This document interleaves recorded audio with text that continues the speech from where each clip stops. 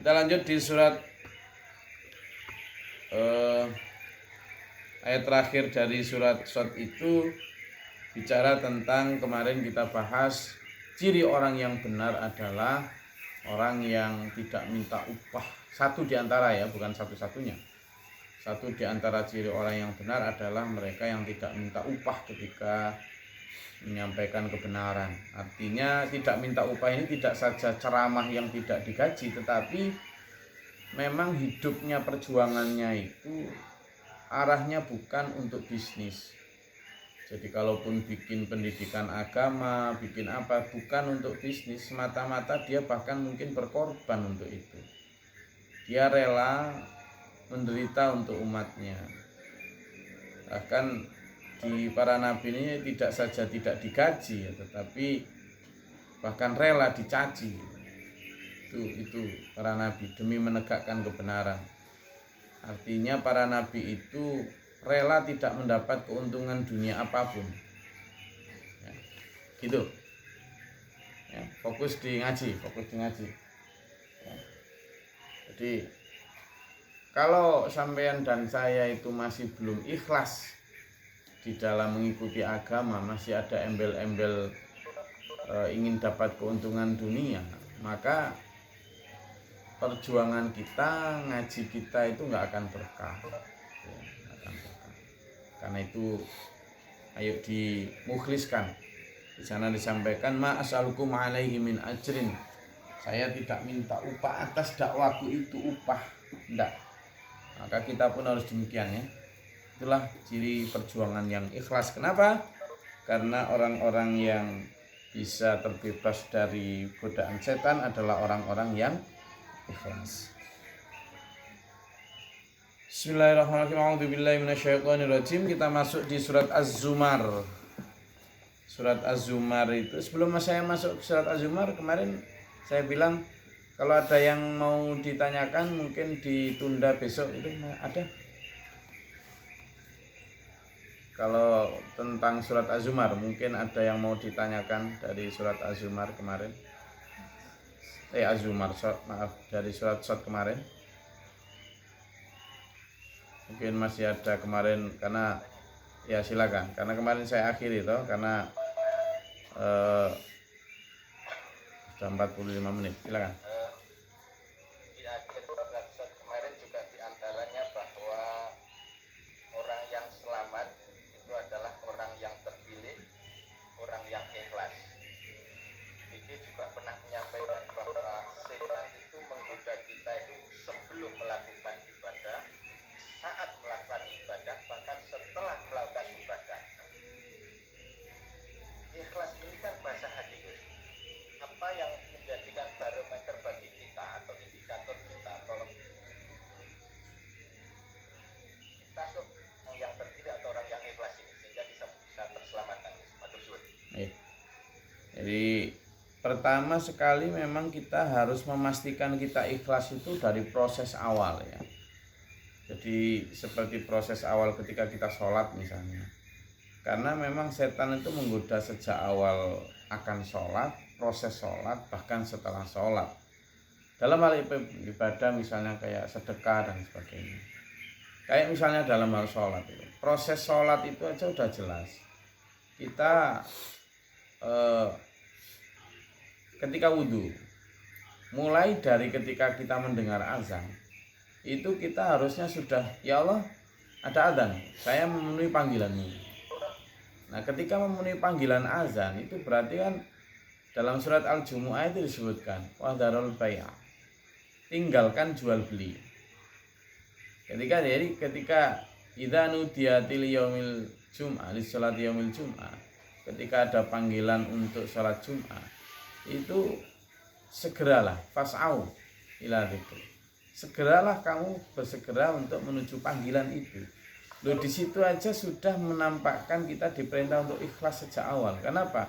Karena di situ ada role play. Tinggalkan jual belimu, tutup tokomu, ya, tutup tokomu, tinggalkan pertanianmu untuk segera menuju panggilan itu. Jadi di situ menunjukkan betapa pentingnya panggilan Allah. Nah, di sana kita sudah mulai berlatih untuk ikhlas. Karena apalagi kalau sedang asik-asiknya nyangkul, apalagi kalau sedang panen ya. Orang panen kayak misalnya panen ikan itu ya. Orang panen ikan itu tambak itu manen itu mulai jam 2 pagi. Jadi 2 malam. Karena apalagi kalau tambaknya besar, itu miriknya itu bisa mulai jam 1 malam gitu. Karena kan biar nanti pagi selesainya itu pas pada subuh itu sudah banyak orang pedagang datang. Jadi kalau mirik kayak gitu nggak mungkin ngantuk. Tuh, harus benar-benar waspada. Ngantuk sondol banteng protol. Nanti kalau pada saat seperti itu memang sejak awal. Nah, bagaimana kita mengetahui kita ikhlas atau enggak? Ya pada saat pertama misalnya kita berangkat itu, kita benar-benar melakukannya dengan segera atau engko disik nanti dulu kita tunda, itu aja udah nggak kelihatan nggak ikhlas tuh. Yang kedua, begitu proses mulai wudhu sampai takbiratul ikram itu kita sudah jelas, tinggalkan di belakang segala urusan dunia kita. Makanya Pak Guru sering mengajak kita untuk refleksi sholat itu dengan cara begini. Pada saat sampean mengatakan iyyaka na'budu wa iyyaka nasta'in. Sebentar. Kalau ngaji kayak gini, Arfi, itu enak pakai Quran. Jangan pakai HP. Karena kalau pakai HP nanti tergoda untuk buka marketplace. Pakai Quran. Ya. Lebih mahal ucapanku ini daripada motor 3 sampai 9 ya. Jadi ketika sholat itu sudah tinggalkan. Makanya ketika sering kita diperintah oleh Pak Guru untuk ketika belajar iyyaka na'budu wa iyyaka nasta'in, mengatakan iyyaka nasta'in itu merasalah Allah di depan kita. Itu latihan itu. Nah, bagaimana kita melihat kita ikhlas atau enggak? Ikhlas itu bicara sebagai orang-orang yang memang sudah mukhlis, tulus, membumbung pada saat itu hanya berbincang dengan Allah. Kenapa? Karena dampak dari itu nanti pasca sholat juga begitu. Maka kita ikhlas itu kalau kita benar-benar menikmati pembicaraan kita, diskusi kita, dialog kita dengan Allah. Kalau sholat kita ternyata itu masih ingat dagangan kita, ingat hutang kita, ingat pacar kita, ingat suami, itu sholat yang terganggu. Apakah tidak diterima? Sebentar. Tidak ada satupun orang yang sholatnya bisa khusyuk mulai takbiratul ikram sampai salam. Tidak ada itu. Tidak ada. Saya pun belum bisa begitu, Pak. Tidak ada. Jadi jangan berkecil hati. Insya Allah tetap diterima. Asalkan kita selama proses sholat itu benar-benar berusaha fokus itu. Nah itu insya Allah sudah nyampe tahap ikhlas tuh. Ya, jadi kalau ada seretan gitu, waduh, itu tadi kira-kira ditawar berapa ya mobilku tadi. Ada seretan gitu, maka harus ada power dan itu harus dilatih. Seret masuk, ya Allah, astagfirullahaladzim. Balik lagi ke fokus sholat. Itu masih insya Allah masih tercatat tahap ikhlas karena kita manusia biasa yang memang itu ada perang juga di dalam sholat itu ya. Ada perang, ada tarik ulur antara setan dan malaikat itu. Kemarin kita tanyakan Bu Warso itu kan bahwa setiap orang itu ada malaikat yang menjaga. Sebenarnya malaikat itu juga membantu kita untuk perang melawan setan itu. Nah, di sanalah kita berangkat untuk belajar melawan setan agar kita tetap ikhlas. Dampak dari ikhlas itu ketika setelah sholat kita bisa mengukur sholat tadi itu ikhlas atau enggak, ada perubahan sikap enggak. Karena sholat itu tanha anil fahsya wal munkar, mencegah dari perbuatan keji dan munkar. Nah kalau sudah di situ maka kita bisa menilai loh saya kok pelit, enggak berubah-berubah jadi dermawan, gimana? Berarti sholat saya enggak ikhlas nih. Begitu pulang dari masjid misalnya, terus berpapasan orang itu, apalagi subuh itu kan muncul di hati itu. Wih, saya ini berarti anim sekali, subuh aja udah datang kamu, apalagi berpapasan dengan sesama muslim dan dia tidak berangkat ke masjid gitu, hati kita itu kadang merasa sok tinggi. Nah ini dilatih juga. Ya Allah, ya Allah, ya Allah, ya Allah, ya Allah. Memang hidup kita itu kan seperti di ring tinju ya, waspada terus itu. Jadi bagaimana agar kita ikhlas? Pertama kan bagaimana agar tahu kita ikhlas? Itu tadi, teman teliti aja. Lalu bagaimana agar cara ikhlas? Ya latihan. Nah, jangan berkecil hati. Tidak ada orang yang sholatnya bisa full mulai dari takbiratul ihram sampai salam itu tidak ingat lain-lain, itu tidak ada. Tapi selama kita masih berusaha untuk fokus, begitu ada iling lain-lain balik lagi gitu, latihan, nanti lama-lama porsi ingat kepada lain-lain itu akan makin sedikit. Kalau kita latih terus. Jadi mungkin di awal-awal ini masih banyak porsi ingat lain-lain daripada fokus pada Allah ya. Tapi kalau kita serius dan itu bisa dimulai sejak wudunya sempurna, kemudian niatnya sempurna, itu nanti insya Allah lama-lama kita akan terbawa kepada keikhlasan dalam sholat ya. Karena memang itu tidak mudah. Tidak ada orang yang tiba-tiba bisa, itu tidak bisa. Ya, kadang saya aja ya Allah, di takbiratul ihram pertama itu kan kita sudah memilih untuk ngapain. Kalau takbiratul ihram yang biasanya dulur-dulur NU pakai Allahu akbar kabira alhamdulillah katsira subhanallah wa wasilaini wajhatu wajhiya lillazi fatarus samawati wal ardi musliman wa ma ana minal musyrikin inna sholati wa nusuki wa mahyaya wa mamati lillahi rabbil alamin la syarika lahu bidzalika umirtu wa ana minal muslimin. Itulah artinya banyak berucap tentang pembaruan ikrar, pembaruan tekad. Bagaimana kita kepada Allah, bahwa hidup kita, mati kita, ibadah kita itu untuk Allah. Jadi kalau kita sedang kendor imannya, kita baca itu tuh.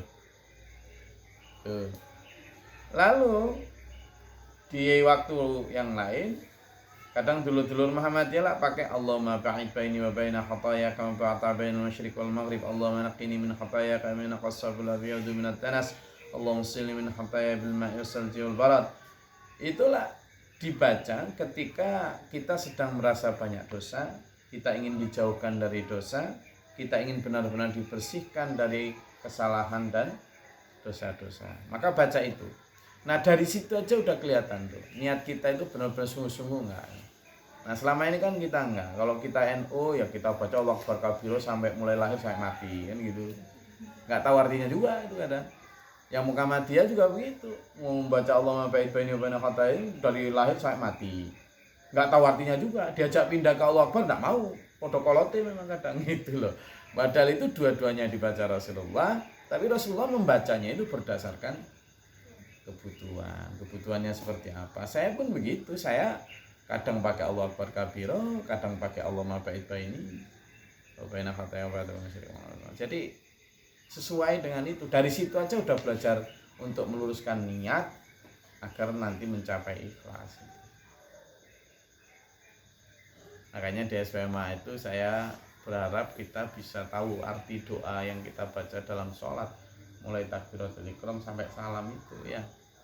Nanti kalau kita begitu nggak mungkin kita ngantuk pada saat sholat. Kalau ngaji ngantuk sih biasa, saya sadar. Tapi kalau sholat ngantuk itu gimana? Kita misalnya ngobrol dengan presiden, dengan gubernur lalu ngantuk, itu kan susah. Kalau ngobrol dengan presiden ngantuk pantas lah ya. Nah, oke, apa lagi silakan. Saya bertanya. Terus si anak akan takut. Antara ikhlas, sholat sama sedekah itu hubungannya garis merahnya di mana? Saya nggak suka garis merah, saya suka garis hijau. Merah ini sudah nggak benar banyak. Apa tadi pertanyaan dari apa tadi? Apa dengan apa? Hubungan sedekah, sholat sama ikhlas tadi. Ya, tapi nggak ada garis merah, adanya garis hijau. Saya nggak suka merah, karena merah sekarang lagi nggak benar. Nah, begini. Jadi menurut saya tidak ada garis merah ya, ada sambungan antara sholat, sedekah, dan ikhlas. Jadi kalau sholat dan sedekah itulah ibadah dua hal yang berbeda ya. sholat sama sedekah. Sholat itu ibadah ritual yang transenden, vertikal kepada Allah. Ibadah yang sangat privasi intinya itu. Ibadah yang manfaatnya itu hanya untuk sampean sendiri. Kalau sedekah beda. Sedekah ini ibadah yang sifatnya horizontal, sifatnya sosial. Ya. Manfaatnya bukan hanya untuk sampean saja, tetapi untuk sesama. Jadi manfaatnya justru lebih besar sedekah.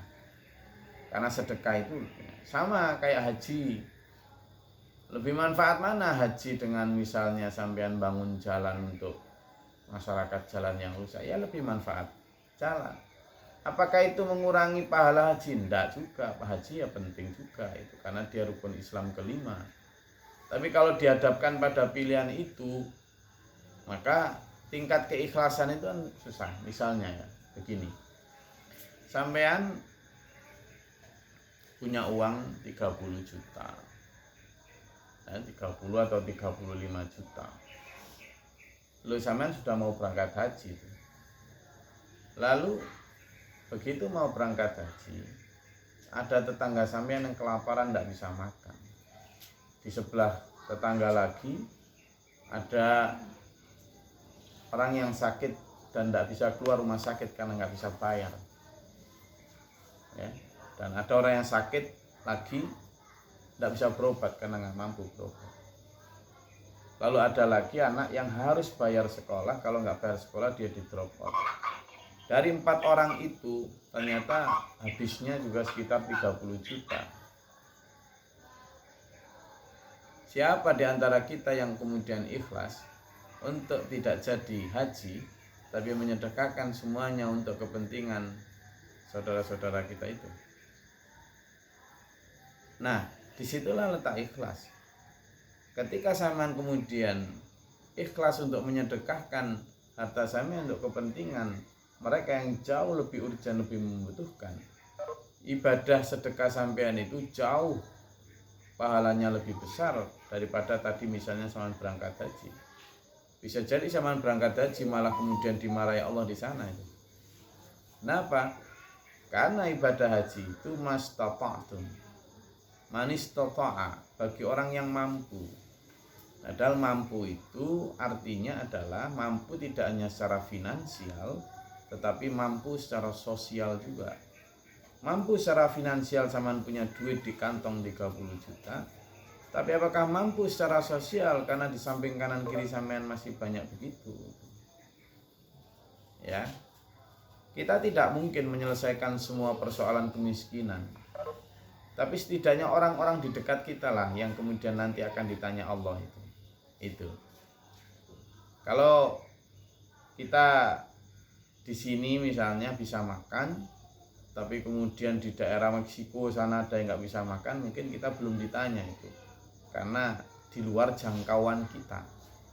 Tapi kalau tetangga kita, kerabat kita tahu sendiri dengan mata kepala kita, dan itu ada dalam jangkauan kita, itu kita akan ditanya tentang hal itu. Nah, maka keikhlasan dalam sholat itu sangat berdampak pada sedekah. Karena tadi saya sampaikan, sholat yang benar itu tanha anil fahsya'i wal munkar. Pelit sebelum sholat, kalau benar-benar ikhlas pada saat sholat, nanti setelah sholat maka akan jadi dermawan. Begitu. Itu yang namanya ikhlas. Oke? Itu satu lagi tuh. Ada sih dulu yang tidak begitulah. Kan banyak-banyak kan? Cuman kadang mereka itu malah menjual ininya kekurangan ketidakmampuannya, padahal kalau dilihat secara fisik kami ya bisa kayak rezeki kadang nyadong kayak ngoten niku sikap kita. Ya, sikap kita pada orang yang nyadong itu Quran sudah jelas menjelaskan wa amma sa'ila fala tanhar. Dan adapun kepada orang-orang as-sa'ila peminta-minta, walatan, jangan meminta, jangan mencaci.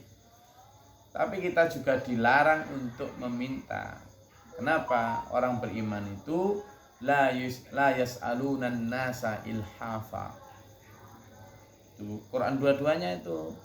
Kalau yang satu tadi kita dilarang membentak orang yang meminta, itu ada pada surat apa?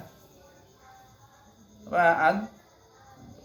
Wa ammasa ila fala tanhar tadi. Surat Ad-Duha ya. Nah, kalau dalam satunya kita dilarang untuk meminta-minta, dalam hadis banyak.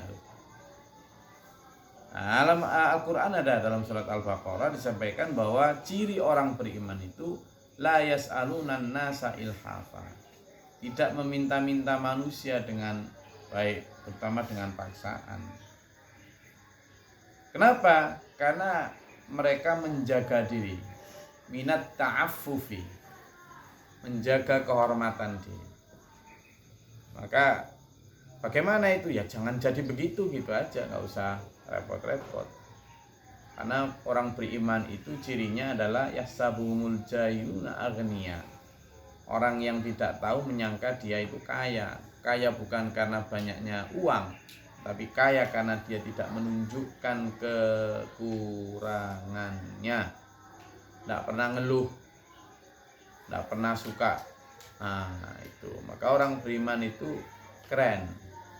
Orang beriman itu keren. Keren, tapi bukan sok keren. Keren itu sudah dari sononya memang keren. Dipakein apa aja keren gitu. Ditanyain bahasa Inggris ya bisa jawabnya gitu. Nah, tidak harus begitu juga. Orang yang bisa bahasa Inggris belum tentu keren juga. Banyak orang Inggris yang nggak keren plus juga. Sama dengan orang yang bisa berbahasa Arab juga nggak selalu keren. Banyak orang Senogorgonjo itu malah orang Belanda itu, dia belajar tentang budaya Arab sampai dapat gelar doktor, lalu dia pura-pura masuk Islam, dia haji, lalu ganti namanya menjadi syekh siapa gitu, lalu justru dengan begitu dia merusak Islam dari dalam. Jadi banyak juga orang-orang gitu. Keren yang saya maksud adalah keren yang karena kita ini benar-benar hidup secara sederhana dan menyandarkan kepada kerja keras serta tawakal kepada Allah. Itu refleksi kita dari surat Sad. Ada lagi? Silakan. Apa? Sehari ini kita pakai untuk review dari surat Sad. Nanti setiap surat kita akan pakai begitu. Silakan. Waalaikumsalam.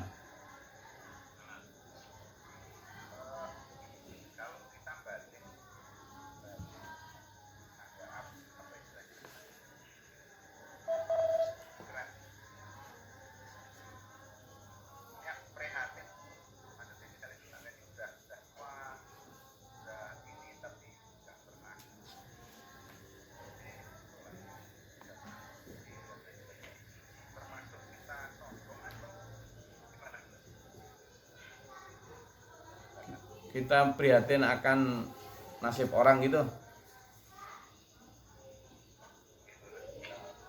Ya enggak sombong. Keprihatin ini kan kita nggak tahu, orang itu gimana, kayak apa kan kita nggak tahu. Ya enggak sombong. Karena gini ya, adz-dzahiru tadullu 'alal batin. Adz-dzahiru tadullu 'alal batin, tadullu 'alal batin. Adz-dzahiru, zahirnya seseorang itu tadullu, tampakkan dengan apa? 'Alal batin, menampakkan seseorang. Adz-dzahir, zahirnya itu menampakkan batinnya seseorang. Kita memang tidak tahu batinnya seseorang, ya toh, tidak tahu. Tapi Nabi Khidir itu hanya berjalan sekali itu, jangan ditiru. Nabi Khidir membunuh orang, tapi padahal batinnya itu sebenarnya menyelamatkan orang. Kan tidak bisa kita kemudian mengatakan sekarang ada membunuh orang, dia niatnya baik, ya bisa begitu kan? Itu. Ada orang mencuri, terus kita tidak boleh menghukumi dia sebagai pencuri. Dia itu sebenarnya mencuri hanya karena untuk perjuangan agama, kan tidak bisa gitu. Jadi ketika ada orang yang tidak sholat, ya kita patut kasihan. Yang tidak patut adalah membenci dan mencaci.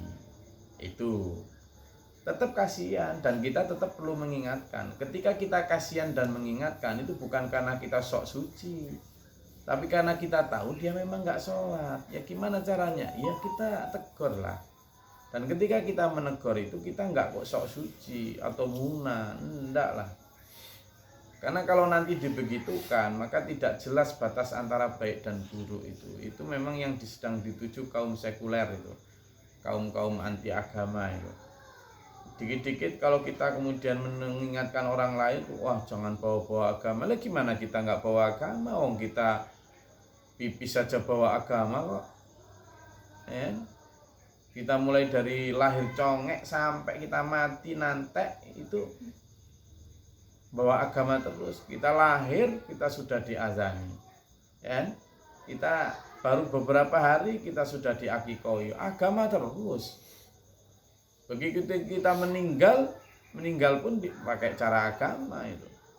Nah maka ketika kita melihat ada orang yang tidak sholat, ya tidak ngaji, ya tidak apa, lalu kita kasihan, itu benar, tidak sombong. Yang sombong adalah ketika kita melihat seperti itu, lalu kita menghina mereka, menganggap bahwa kitalah yang paling suci. Nah itu sombong. Tapi kalau kita kasihan, kemudian membantu dia keluar dari persoalannya, mendakwai dia, itu justru yang terbaik gitu. Jadi jangan sampai kita digiring. Ini banyak juga memang, betul Pak Warso tadi, banyak juga ini ustadz-ustadz atau para penceramah di YouTube maupun di ini yang mengarahkan manusia itu agar tidak menegur orang lain. Agar kalau ada begitu itu kita husnudon saja, berprasangka ya kamu kalau berprasangka baik sajalah, bisa jadi dia begini, bisa jadi tidak bisa begitu. Kita berprasangka baik itu pada manusianya, bukan pada setannya. Gimana bedanya? Loh kalau dia sudah jelas minum minuman keras, itu kita nggak boleh kemudian berprasangka baik gini. Bisa jadi dia minum keras itu karena berdakwah. Tidak boleh begitu, dia sudah minum keras kok. Kita boleh berhusnudzon itu begini. Kalau dia misalnya baru masuk ke toko minuman keras, nah itu kita baru masih boleh itu berhusnudzon. Oh bisa jadi dia ke situ untuk nemuin siapa-siapa nggak beli minuman keras. Tapi kalau dia sudah jelas sedang minum keras, lalu kita ngomong jangan suudzon, ya nggak bisa begitu, sudah minum kok, gitulah. Demikian pula kalau sudah tidak sholat, jelas-jelas tidak sholat, ya kita bukan suudzon kalau kemudian kita sampean kenapa kok nggak sholat, ayo sholat yuk. Nah itu bukan suudzon, itu justru proses mengingatkan. Itu yang disebut ta'muruna bil ma'ruf wa tanhauna 'anil mungkar. Ya. Memang ini ada satu arahan ke sana ini untuk mengaburkan antara baik dan buruk, sehingga orang-orang yang buruk tidak boleh dicap buruk, gitu tidak boleh. Akhirnya orang juga tidak jelas, lama-lama baik. Ini kayak kasus ini, mohon maaf ya, kasus perzinahan ini, jelas-jelas perzinahan ya, antara si artis siapa itu perempuan dengan si pemain basket itu misalnya. Ini media ini menggiringnya bukan pada umat diajak menjadi jijik dengan itu, tetapi justru diajak kepada permaafan. Oh dia melakukan ini karena dia begini. Oh ternyata pribadinya si pelaku ini baik. Oh ternyata diajak ke sana bahasnya. Akhirnya masyarakat kemudian justru oh iya ya dia orang baik ya, mengidolakan akhirnya. Kan bahaya begini. Secara tidak langsung kita diajak untuk, kalau memaafkan itu urusan Allah ya. Kalau dalam hal hukum itu kita nggak boleh memaafkan proses hukum, memaafkan manusianya oke. Nah kadang-kadang tokoh-tokoh agama juga diajak begitu, akhirnya tidak ada hukuman sosial ya. Misalnya pelacur, dulu ya disebut pelacur, sekarang kan enggak, pelacur itu disebut PKS, PSK, pekerja seks komersial. Jadi dianggap pekerja, dianggap sesuatu yang menuju halal. Ini kan bahaya, sebutan aja udah bahaya. Gitu. Jadi misalnya yang perzinaan itu nggak disebut zina, tetapi disebut sebagai pelaku penyebaran konten pornografi. Nah, kan gitu kan seolah-olah tidak apa-apa lah, itu sama kayak gitu jadinya. Nah ini yang harus kita waspadai juga untuk kita. Jadi, kalau ada orang yang mungkar ya memang mungkar, ya kita sampaikan. Lagi?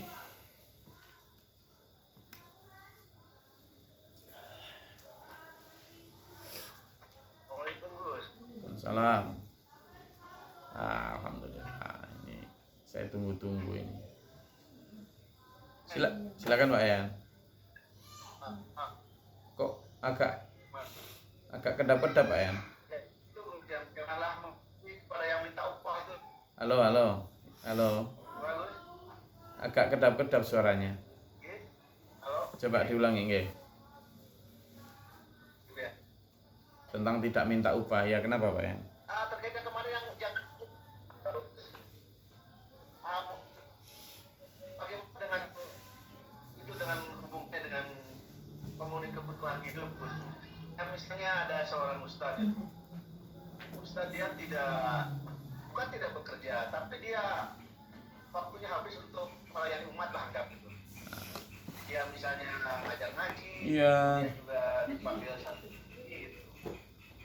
Nah, dia mungkin tidak minta, dan berharap mungkin saya tidak berharap, tetapi di sisi lain dia itu kan mempunyai maisanya itu, dan itu Gus. Yang jelas mungkin saat misalnya dikasih syukur alhamdulillah, tapi mungkin saja pada saat misalnya dia tidak dapat, mungkin ada sedikit rasa apa ya, rasa kecewa bagaimana. 2461 ya? Pemenuhannya dari sana. Yang tidak minta upah. Nah, apa dengan kasus seperti itu? Yang tidak meminta-minta ya? Kategorikan dia itu sebagai orang yang Al-Baqarah 2 berapa? 73 ya? soalnya di sisi lain dia kan tidak bekerja gitu. Walaupun dia tidak minta upah, tapi kan 73 ya? 273 ya? dari situ. Ya 273. Penjelasan lagi. Waalaikumsalam Pak Yayan, ayo dibuka di Al-Baqarah 273. Coba dibaca. Al-Baqarah 273. Al-Baqarah 273. Pak Yayan yang baca. Bismillahirrahmanirrahim. Apa yang kamu infakkan adalah orang-orang fakir yang terhalang usahanya karena jihad di jalan Allah, sehingga dia tidak dapat berusaha di bumi, yang tidak tahu menyangka bahwa mereka adalah orang-orang kaya karena mereka menjaga diri dari minta-minta. Kau Muhammad mengenali mereka dari ciri-cirinya, mereka tidak meminta paksa pada orang lain ataupun harta yang baik yang kamu infakkan, sungguh Allah Maha Mengetahui. Nah, ini ya, jangan dimatikan videonya Pak Yan, karena saya kangen. Jadi gini, yang pertama, kalimat ini jelas bahwa yang kamu infakkan adalah teruntuk kepada siapa? Untuk orang-orang yang karena dia berjihad di jalan Allah, yang karena waktunya habis untuk berjihad, sehingga dia tidak punya waktu untuk mencari nafkah. Ya.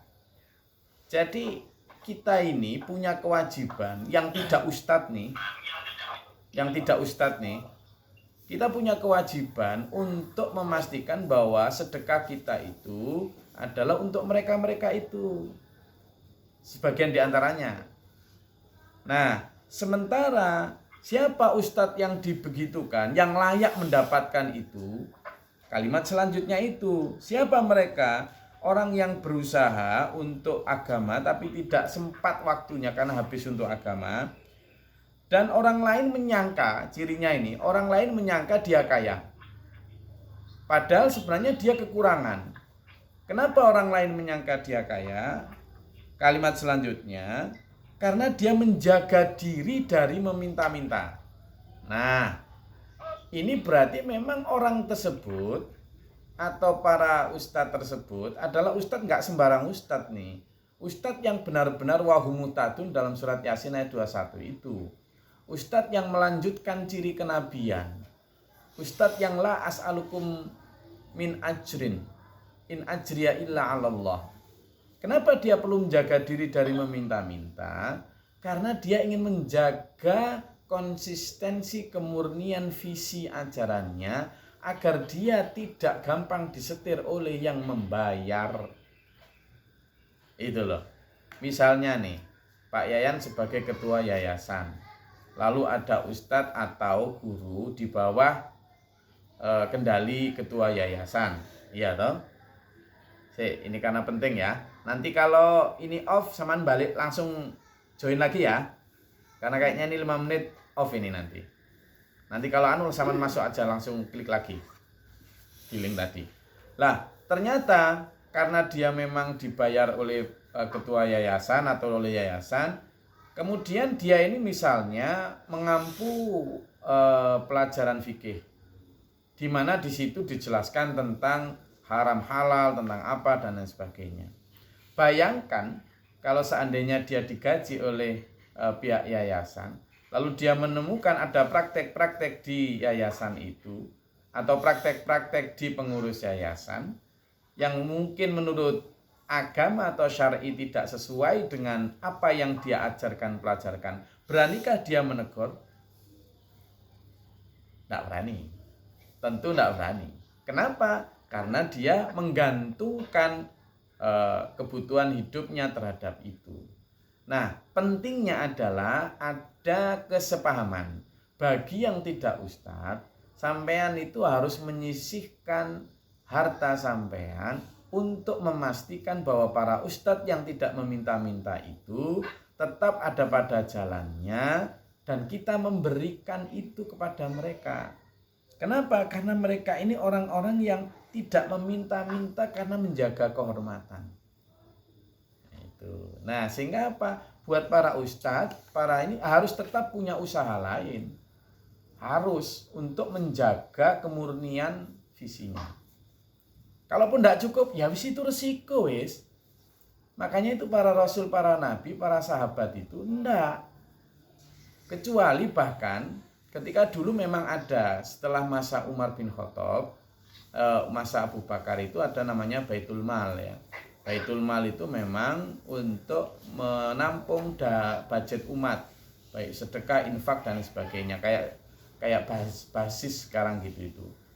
Lalu nanti para ustadz itu, Umar juga sebagai khalifah itu dapat itu kayak kebutuhan bulanan itu dapat itu. Dapat, boleh. Tapi yang memberikan itu, yang punya inisiatif itu nggak boleh Umar. Yang punya inisiatif itu harusnya Baitul Malnya, artinya umat. Makanya ayat ini dimulai dari kita. Nggak boleh inisiatif Umar, oh saya gajinya sekian, nggak boleh. Tapi apakah menerima? Boleh. Nah itu bedanya. Jadi kalau misalnya Pak Yayan seorang ustadz, misalnya ya. Nah misalnya, kemudian Pak Yayan dapat gaji, boleh terima. Yang tidak boleh itu adalah meminta. Yang meminta itu artinya menentukan tarif atau kemudian tidak ngajar kalau tidak dikasih. Nah itu yang keliru. Tapi kalau sampean menerima boleh. Berharap tidak boleh, awas ini. Tidak boleh. Karena untuk menjaga kemurnian itu gimana? Halo. Dijadikan sebagai profesi itu, misalnya sebagai profesi, paginya ngajar, ya sorenya beri kesempatan itu. Nah itu kan profesi kan. Nah itu kan dari proses bukan ngajar Pak ini sama ini. Ya. Apakah itu Tetap menurut saya enggak. Jadi gini, harus dibedakan antara profesi kajian agama dengan profesi umum, beda loh ya. Jadi misalnya saya ini ya, gampangnya gini. Saya ngajar tiap pagi nih, kajian tafsir. Saya ngajar tiap habis zuhur, tafsir hadis. Saya ngajar tiap pekan 2 kali, kajian 3 kali sih ngajar tiap pekan itu. Saya ngajar kajian Kamis malam Jumat, kemudian Jumat malam Sabtu itu di Tabanan dan Denpasar. Lalu Sabtu malam Ahad itu di semua live streaming Facebook. Itu menjadi profesi saya di hadapan Allah. Saya tidak boleh minta gaji kecuali dari Allah. Itu wajib. Tapi saya punya profesi lain tuh. Saya ngajar atau memberikan asistensi manajemen terhadap perusahaan-perusahaan atau instansi pemerintah yang menggaji saya. Saya harus minta gaji itu. Nah, suruh join lagi.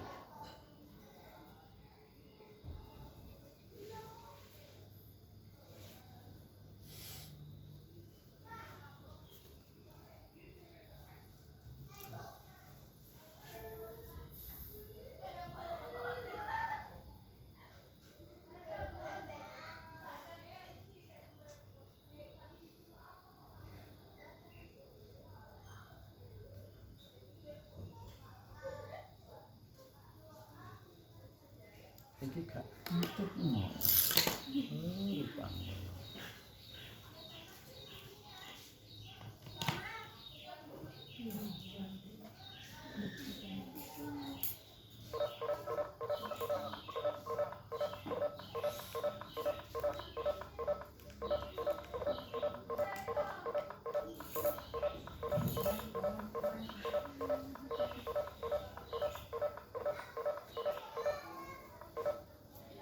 Oke, kita lanjut ya, sedikit lagi ya. Oke, jadi bagaimana kita tetap harus profesional. Kalau sampean paginya itu jualan atau apa, maka niatkan yang sore itu adalah niat pengabdian. Harus begitu, semua ustadz harus begitu. Semua ustadz harus begitu. Kenapa? Sekali lagi untuk menjaga itu tadi. Karena kalau kita sudah kemudian kecampuran, apalagi misalnya sampean sebagai kiai digaji pemerintah gitu, aduh, susah sudah, tidak bisa. Maka lu tuh gimana? Ya jangan jadi ustadz kalau tidak berani menderita. Jangan jadi ustadz, jangan jadi kiai. Itu tegas tuh.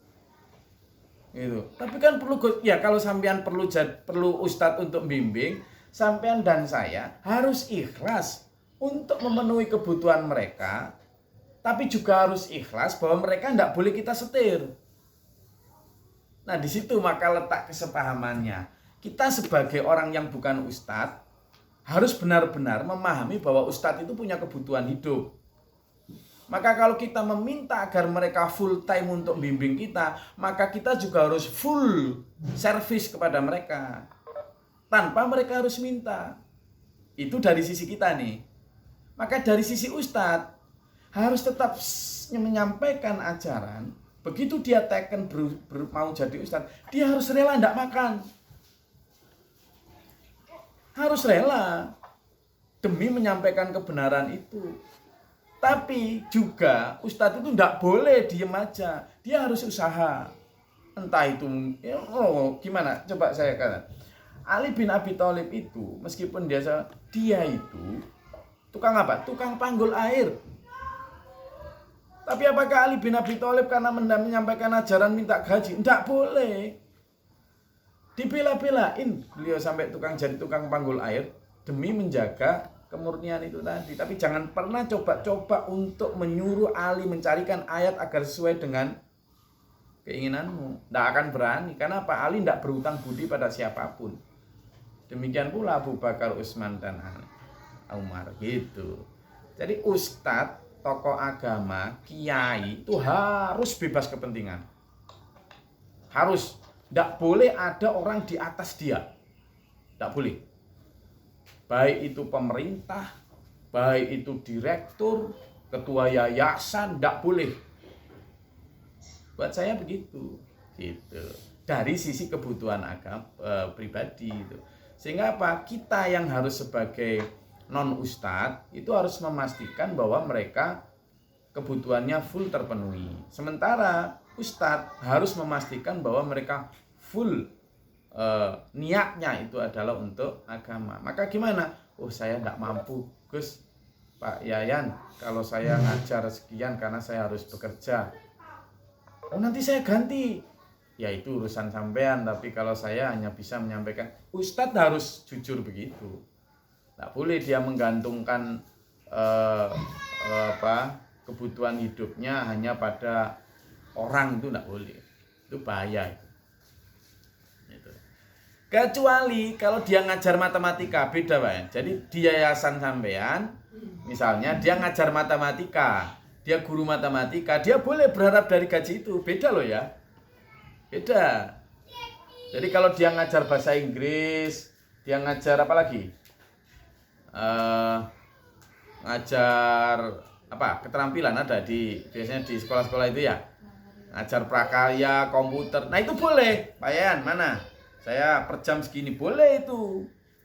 Itu bukan ustadz. Itu pekerjaan profesional tuh. Itu. Misalnya ada anak yang ngajarin ke sampean ngajar baca huruf Arab, itu boleh sama minta uang itu. Karena itu huruf Arab. Enggak langsung berhubungan dengan agama itu. Sama dengan belajar huruf Inggris, sama itu. Bahasa Arab tidak selalu bicara. Kalau kursus bahasa Arab, maka yang ngajar bahasa Arab boleh minta gaji itu.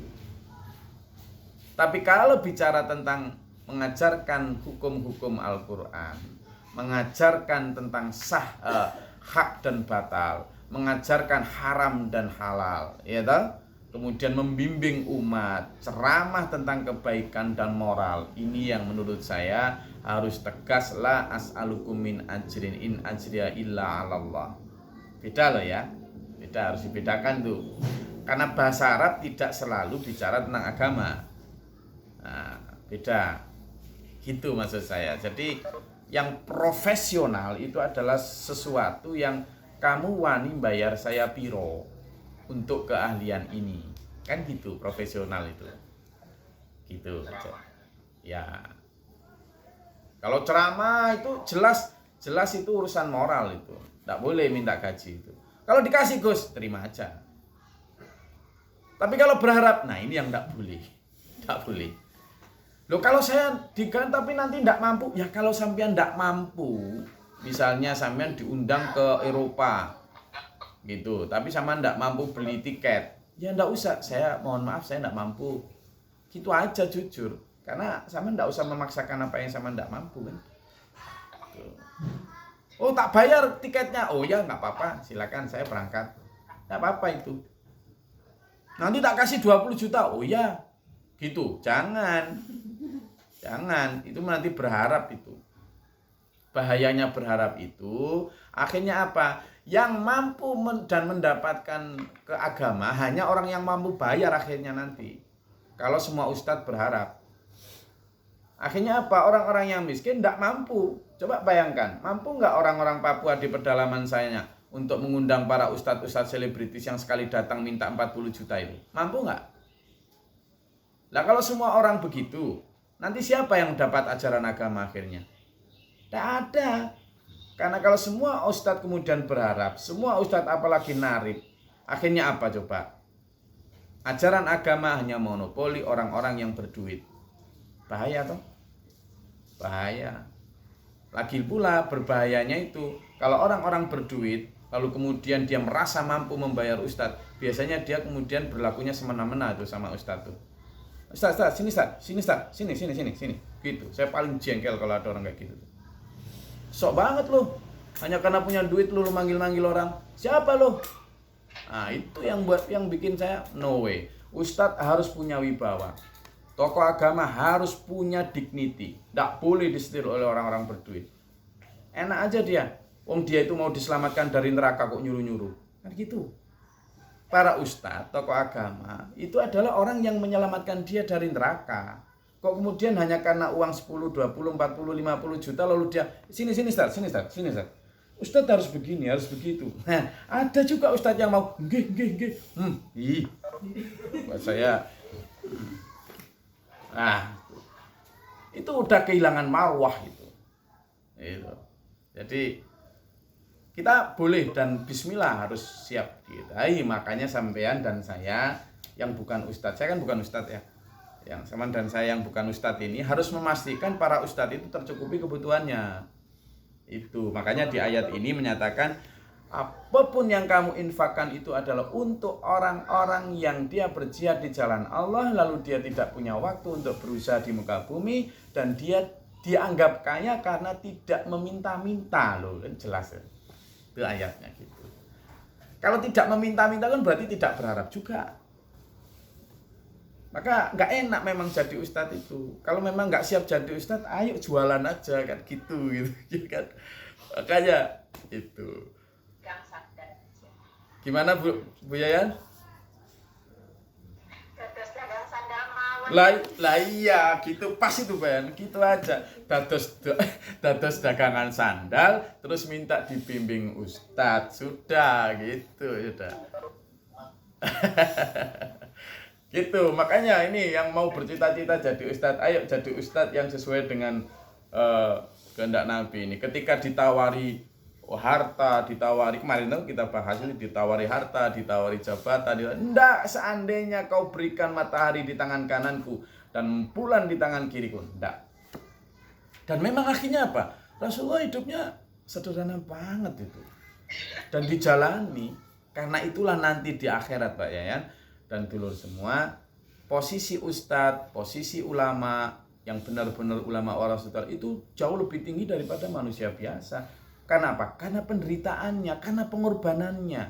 Coba bayangkan, kalau para ustadz dan kemudian ulama itu sudah tergaji di dunia, sudah terpenuhi kebutuhan di dunia, dia ketika menyampaikan risalah itu tidak ada kekurangan apa-apa, terus pengorbanannya di mana? Karena pengorbanan waktu dia kan sudah diganti. Dia full time misalnya sudah diganti kan. Nah itu namanya profesional. Kalau profesional dia sudah diganti, kenapa kamu minta ganti dari Allah?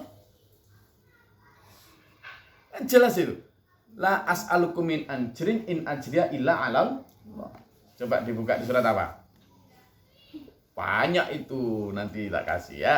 Jadi Allah, para nabi itu in ajriya illa 'ala Allah, karena upahku tidak lain kecuali dari Allah. Karena nanti diganti di sana upahnya. Makanya dia tidak minta upah di. Lah kalau di dunia sudah diupah, gimana dong? Itu. Nah kalau dikasih itu bukan upahnya, karena dia tidak berharap, dia tidak menentukan. Tuh. Siap jadi ustadz Pak Yayan? Oke. Makanya. Kalau ada yang manggil sekolah, Gus. Kalau ada yang manggil saya gratis, Gus. Oh ya, nanti saya panggil Pak Yayan besok.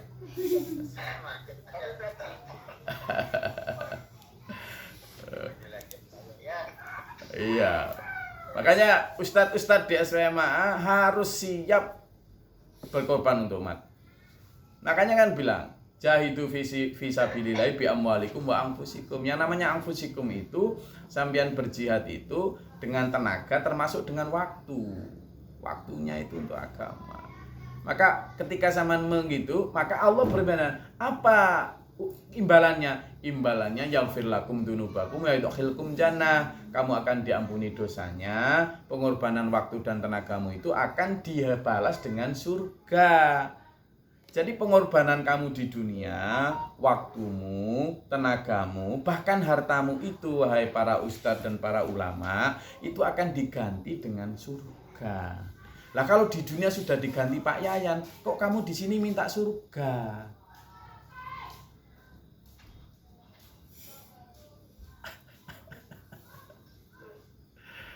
Ya gitu ya. Oke. Karena ini udah siang, sebenarnya saya mau lanjut terus, tapi harus ada ini para pegawai negeri yang harus berangkat kerja, ya toh. Nah, pegawai negeri ini boleh minta gaji karena dia profesional, nggak ada urusannya dengan agama, ya kan? Karyawan dari Zikma itu boleh minta gaji karena dia memberikan waktunya untuk jaga toko, itu harus digaji memang. Itu enggak ada. Nah, hasil mereka itu kemudian dipakai untuk biayai para ustadz yang tidak minta upah tadi, gitu loh. Sementara ustadz jangan arep-arep, usaha juga kamu itu. Gimana ustadz kok hanya berhenti di masjid? Oh, itu usaha. Oke, Pak Jo, hari ini ada mobil yang bisa dibeli? Itu. Oke. Semangat ya, semangat. Ayo semangat. Hari ini hari Selasa. Ayo penuh asa. Asa itu semangat. Apa yang bisa kita jual ya kita jual. Jangan rumah ya, jangan rumahnya sendiri jangan dijual, jangan dipakai itu. Ayo kita yang belum punya usaha apa, sini diskusi sama GG. Nanti mungkin ada peluang-peluang, ini banyak peluang ini, mulai dari porang sampai kemarin saya ketemu, insya Allah ini bagi yang mau ini insya Allah saya punya teman dan ini komoditas lagi tinggi. Ini adalah ikan hias. Jadi budidaya ikan hias dan saya punya teman yang mau mengajari. Kemarin di Mabes sudah dilakukan. Ada kursus untuk budidaya ikan hias dan insya Allah yang pakarnya ini mau datang ke Bali untuk ngajarin. Mau ya? Kapan-kapan kalau mau. Gimana? Insya Allah nanti Denpasar dulu atau Tabanan dulu, setelah itu kemudian mungkin geser ke Lombok. Jadi nanti kita agendakan lah siapa yang mau berminat usaha di bidang itu, nanti insya Allah akan kita arrange. Kemarin saya sudah bincang-bincang sama pelatihnya itu, dia dari Blitar, dia punya prakteknya juga dan dia mengatakan dari Blitar saja Gus itu minimal 2 minggu sekali itu ngirim ke Bali banyak sekali. Jadi permintaan dari Bali itu tinggi sekali. Itu. Jadi nanti insya Allah kita akan upayakan itu. Jadi semua peluang-peluang usaha coba kita tangkap lah ya. Nanti yang mau ikut jadi peserta coba angkat jari, tulis saja di grup WA kita. Nanti kita akan upayakan kapan, mudah-mudahan dalam pekan-pekan depan atau bulan inilah sekurangnya nanti kita bisa adakan itu untuk dulur-dulur yang mau itu. Ya, terima kasih. Mudah-mudahan bermanfaat, berfaedah. Allah merahmati kita dan meridhoi kita, menempatkan kita dalam jannahnya, membimbing kita dalam siratal mustaqimnya ila akhir hasanul khatimah. Amin. Allahumma sholli wa sallim barik ala Muhammad.